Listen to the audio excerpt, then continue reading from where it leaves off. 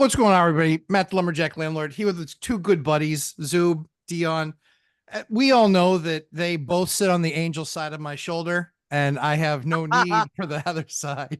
I've got You're plenty of your own that. devil. I got that all stocked up, kids. All stocked up. But one of the things that was interesting this morning was I actually had somebody reach out, one of my old tenants. And they were a tenant from probably 4 or 5 years ago. The building I bought probably 8 years ago. It was a condo. Basically, but it's in my commercial building, just the top floor. They made a condo, 2,200 square feet, 3 bedroom, 1 bath, top of the building, kind of cool. Nice views of downtown. So it's just kind of a cool building. So this guy had moved in, and the reason that this landlord had to sell was because he was only charging them $700 for that space. Was it just a big studio, or were there actually No, rooms it's in it? literally 3 bedrooms, massive kitchen, massive dining, or massive living room. Like, place was to die for. Like, they had a 6-piece sectional in the living room. Like, the place was nice. Plus it had parking, off-street parking and plowing and all that stuff covered. So he reaches out to me, old tenant, and I'm like, okay, cool, whatever. He's like, hey, would you ever consider selling that unit? And so my answer back was, absolutely. What did you have in mind? Are we good so far? Yeah, I mean that's my answer every time somebody asks us. What first person to name a number loses. So far we're good. So I believe I'm being nice. My wife didn't think so, but I thought I was being nice. And I was like, sure, what did you have in mind? And his response back was, and I will quote, and I won't say the person's name because they would be razzed for all eternity with how he handled the situation. Okay. But basically his response back that would depend on a lot. The current state of the building, fees, tenants. I can tell you this much. The old owner offered it to me for $35,000. This unit's worth about 300. So that makes me a little bit annoyed because his first statement was, would you be interested in a full cash offer? I think they're making accurate statements. They've been price anchored, and they knew that cash offers are more attractive than one with a loan that needs approval. I mean, so far I'm tracking their uneducated approach. I get notes like this almost daily on dozens of properties. So far, I got to tell you, 35 grand is certainly lower than any offer I've heard of. That's kind of stupid, but here's the thing. So he didn't even make the offer. All he said was the old owner, right. From 8 years ago when I bought it, was willing to take. And it was actually, I paid a little bit more than that, but I know that he offered it to him. So again, I think I'm still all good. I'm still all good. All right. And so he said, basically it would depend on these things. And Zoob, you and I, and Dion, you too, like you play the game like you didn't negotiate contracts all the time. Give me a break. Yeah, give me a break. So we all know first one to name the number loses. And I'm not going to him asking to buy something that's not available for sale. He's coming to me asking me for something that's not available for sale. Mm-hmm. So my answer back was, I was just very honest and at worst case negotiating. And I just said, we won't be anywhere close. I don't really need to sell. It is income producing, but best of luck to you. I thought that was growth. I honestly thought that was growth. I didn't tell him to F off. I thought that was growth. Can you read that one more time? Sure. I said, we won't be anywhere close based on his $35,000. Yeah. It wasn't an offer, but based on the fact that he said he could buy it for 35. And again, a little bit of negotiating, but also if he doesn't circle back, like, we're good. So I said, we won't be anywhere close. I don't need to sell. It is income producing, but best of luck to you. That is frankly nicer than anything I would have written. And if I'm the angel. See? Oh, Dion, any thoughts? I don't think there's anything rude in your statement. I don't think so. The thing I would do different, the only thing I would add, and when I've had these conversations with tenants, because tenants do say, have you ever considered selling this? And, I heard the neighbor, and they're talking to the neighbor who bought it in 1992, paid X amount for the amount. I say, sure, here's what Redfin thinks it's worth. Here's what Zillow thinks it's worth. A couple screenshots. Yep. Because you price anchor. And in negotiations, there is the very solid belief, the first person to name a number loses. Mm-hmm. unless you are using numbers to persuade. Right? You can price anger. I don't go in with the binder strategy and go, hey, your rent should be 1,900 to price anger them really high.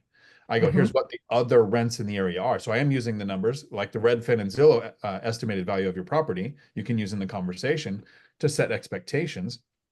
But I think, no, everything you've done so far, totally reasonable. I appreciate that, gentlemen. I feel like you've helped me grow in this regard because I haven't even used the F word yet.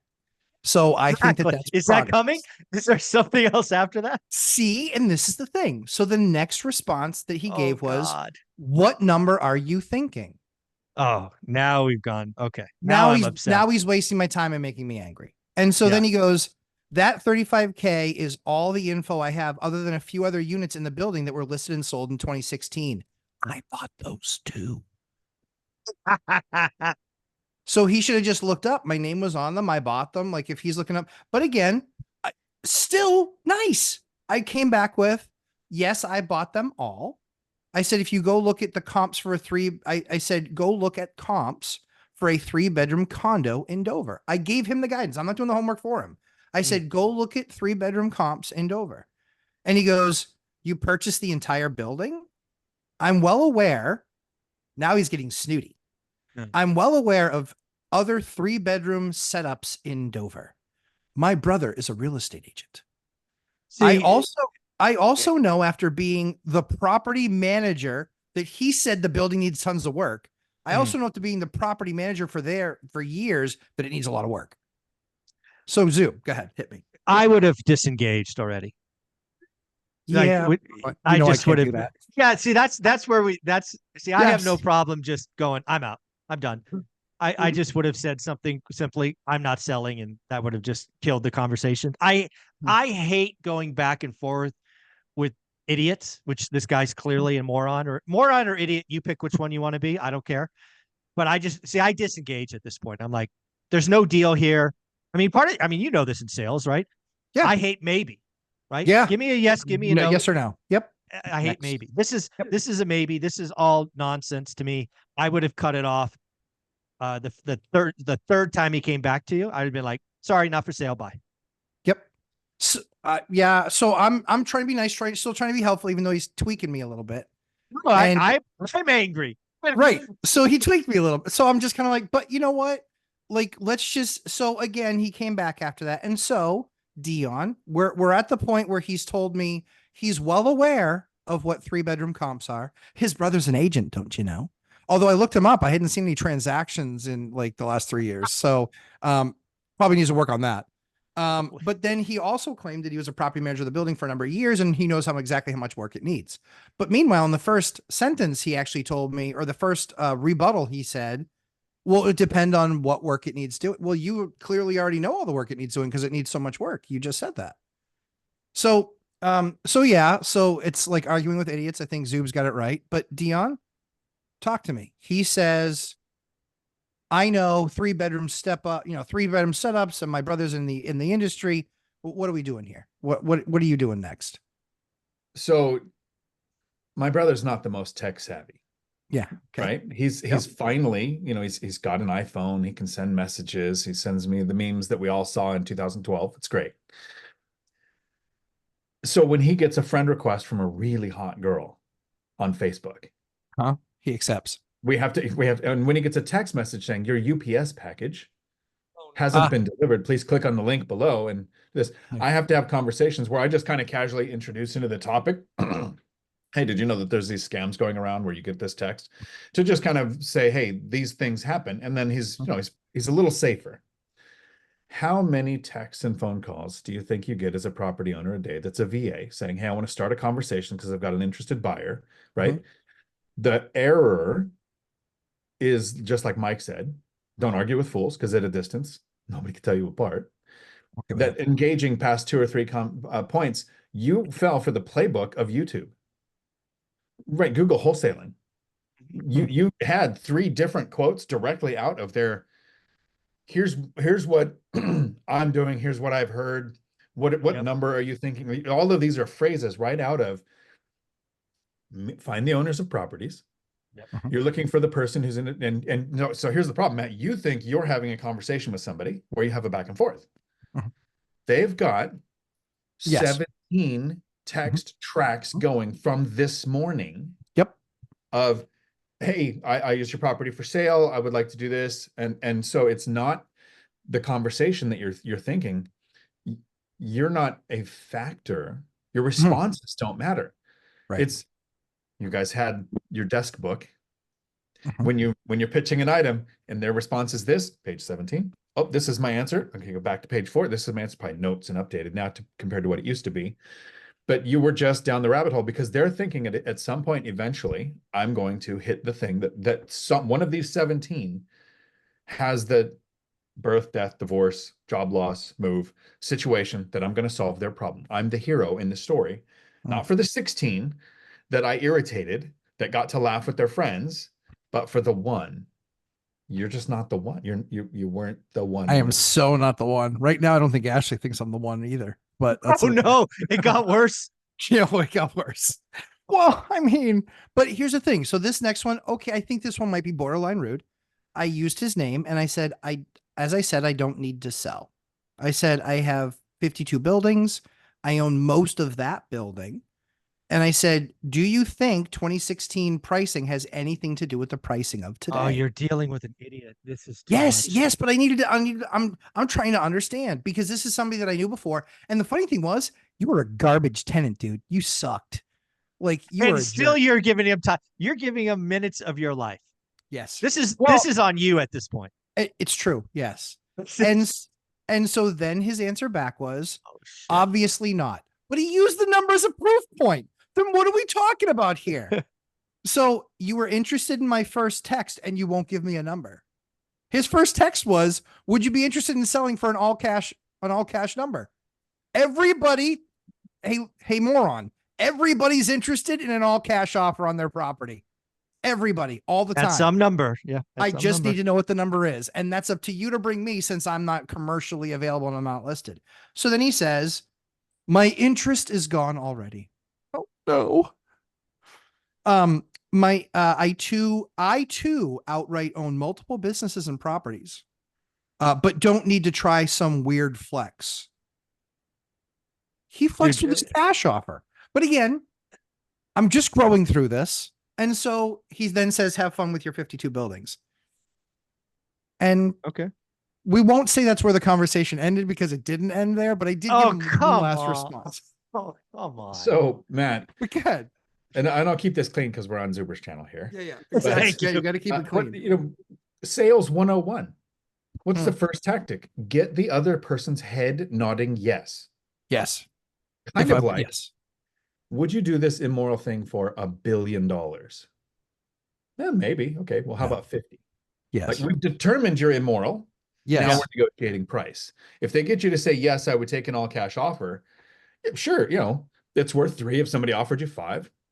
Absolutely. All day long. Waive contingencies. Give me 50,000 in earnest and let's go. But would you sell it for 50? Right. Because we've determined that, yes, it's for sale. Now we're negotiating price. I still think, like Mike said, this is all you.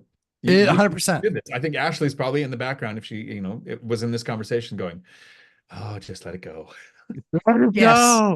Yes. Yes. But that same trait made me really successful. No, I totally agree. You have an edge that is sharpened. That was a huge tool in your arsenal. Mm-hmm. But we're on the other side now. We do have to get on the other side. We do have to eventually, because that's the biggest issue. Can't get to the other side forever. Yeah. I just, the edge is there. But so I didn't say, I don't think the response was too horribly aggressive. Oh no. But maybe it was. And so I will close. I will close with this. I said, so if you and your brother know so much, how can you not have a ballpark in mind? Why you were why does what you were offered it for 10 years ago make any difference? You flaunted an all cash offer. You're just mad that your flex isn't a flex to an adult. So you thought So you sought me out because you can't afford a 3-bedroom on market, all cash. Dude. Later, thirsty. Thirsty. I'm with Ashley. Yeah. Yeah. Yeah. Yep. And then I just Yeah. said, for future reference, when you go to buy something that isn't for sale, you should come prepared with data and a number, not your feelings and no clue. So I probably should have done just the second one. But anyway, so the way that you guys would have handled that is about 3 texts in, you would have probably blocked the number and been like, I don't need to ever talk to this person ever again. Exactly right. After the second text of no engagement, blocked and moved on. Yeah. And Dion, you would have 3 texts and blocked and moved on. I would have probably sooner, because while you say everything has a price, I have received those letters of, oh yeah, here's the actual price. Sure. Right. We'll pay you, and it's way over what it's asking. You know, this is just to start negotiations. Just tear them up and away. Don't even start. Sure. Waste. And here's simile, I think. Maybe. You get the message on YouTube. I make a video, right? And it gets out to that new group of people that aren't thinking finances, aren't thinking this, and they just hate that anybody could be making money, and they leave a rude comment. So I respond with, I mean, things that would get you like, I beg and demand that Satan take my soul in exchange for nothing more than pain and suffering in the lives of those you love. And then block, right? Be as far out, as rude as you could possibly think, and then block him. Now it's gone, right? This guy's not blocked. He's in your sphere of people that you know. And that level of response that you had is going to be shared. Absolutely. So is it going to impact in a ring out that could financially or friendship wise? Yeah, I'm good with that. Most of your friends will be entertained. They'll be, oh yeah, that's Matt. Like, what were you doing? But that investor, that potential seller, that potential wholesaler that has legitimate cash buyers looking for your property is going to think, nope, don't do that. So this is, you know, it's a brand. Really hard to block sent text messages. Oh, I don't want to block. Yeah. So at the end of the day, made my bed, gonna lie in it and giggle a little bit. Yeah. But at the same time too, yeah, absolutely. 100%. This is my Achilles heel. I can't not answer. Yeah, you do have, you do have. It's my Achilles heel. You know, I know. Yeah. I'm glad you know that. Oh, I know it. Oh, the thing is that what I'm really proud of myself of is that it's really toned down. You know, for you, that was surprisingly adult. It was still too much. It was growth. It's growth. It's growth. So we want to make sure to close the video by making sure that we're offering good advice to people, right? So this is my Achilles heel. You want to piss me off, do that. But I think when people are calling, because we encourage people to call on deals and to try and create opportunity.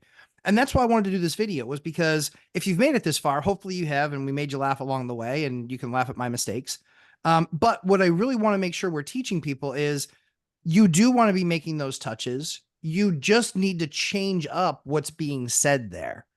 You know, all the approach that he took there was wrong, wrong, wrong, wrong, and wrong. Everything he did there was wrong. And so what would be the top 1 or 2 things, Zoo, what would be the top one that you would say based on that approach? You would say, hey, these are the ones that I've listened to, because that's what we care about. We want to get people's offers listened to. So what would you do? Yeah, I would tell you that most of the wholesaling 101 kind of YouTube university, as Dion talks about, is crap. Yeah. I get daily texts. I get daily emails. I get daily calls. It's so bad on my phone. I don't have your number in my phone. It doesn't even ring. It doesn't. I'm done with that nonsense. But if for some reason you happen to get through somehow, some way, you have to treat me in that first engagement as the owner. What I think the biggest mistake today is the guy reached out, and it happens to me all the time. They assume I'm a seller. That's the incorrect assumption. I'm an owner. Right. And if you look me up or you find my LLCs, you'll know I'm an owner of quite a bit. So you should come in with some level of understanding. Sure. Because to your point, I don't need to sell. If I needed to sell, I'd list it. I've been in this game 25 years. I'm not some rookie at this. I think all the newbies, especially for off market, they need to treat the person they're connecting with as an owner. And here's the deal about that statement. Most owners aren't sellers today.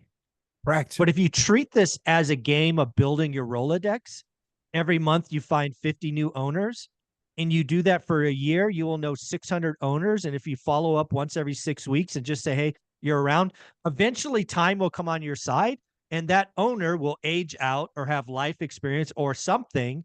And they might call you and go, hey, we've talked 3 times in the last year. You didn't pressure me. You weren't arrogant. You just asked reasonable questions. What do you got? I got something for you. I'll come to you before I go to my agent. That's how they should do it, but they're not. They're starving. They're starving today. Yeah. Dion, what would you have done? What would be your advice there? So there are people that use this strategy and they reach out, and I'm with Mike, right? They might not be a seller today. That property might not be for sale. Sure. Where the missing question was, well, if you're not really interested in selling this one, do you have anything else you're trying to offload? Maybe you do have a property, problem property or something, right? So there's that respectful track of coming in, and then read the room. Yeah. Right. When your responses come back of, do you think 2016 impacts the prices today? That should have been the clue of, oh, I'm bothering this person. It's the wrong things. And I think I would clarify and say, well, I think maybe I'm taking on an approach here. I was just looking to see if it was for sale. If you have anything else, maybe in the future you might, right? And then just they should have backed off. And then at some point, that person might want to dig a little deeper into YouTube to find the successful people and not the people who found the couple catchy catchphrases, right? Or the scammy way of looking at. But what I've learned in this video, and since it's the end and very few people make it to the end of a video, I think I'm okay saying this. I think Matt should make a dating profile for me and Millennial Mike. And I think Matt should handle all of the communication back and forth. And I think Mike and me should have to show up to see what happens. I think that would be phenomenal. I accept. Let's see if we can get Millennial Mike on board. Yeah, that shouldn't be hard. We can get that done. But I know that won't be hard. No, that won't be hard. He wants a turnaround story. Nice. So I think my last thought on this is recognize it's absolutely my Achilles heel. I can act like a 9-year-old, but a big 9-year-old. Yeah, and so you know what? You're 11 now. You're up to 11. Maybe someday I'll be a teenager, but growth is there. Exactly, growth is there. So I would say that I looked at it and I said, what is the reason I got angry was because he was flouting and flexing an all cash offer and then telling me how lousy my building was and then telling me how little it was worth and what he was able to pay it for it. Wrong approach. So what would have gotten me to pay attention? So I looked at that and I said, what would have gotten me to pay attention to this? Because I'm trying to make all these things learning moments because I'm old now. So this is a learning moment. So my learning moment from this was I would have responded. So if I put my shoes on the other foot, that's what I always like to do is jump in the other pair of shoes. So I looked at it. I said, what would my response have been that would have actually been favorable and actually gone well? I think if he had reached out and said, hey, I'm one of your ex-tenants and I'm actually finally looking for a property. I know that you had this one because that's where I lived. But what I'm looking for is I'm looking for something that might be a 3-bed, 1-bath. Do you have anything like that you might be interested in selling? My response would have been nice like the first one, but the second one, I would have never brought up what I could have bought it for 10 years ago. I never would have, said that I was the PM there and the place was a dump, basically is what he said, because it needed all these repairs. So I have an idea. Don't shit talk a guy's property when you're trying to buy it because, this isn't a 1998 Celica on the lot.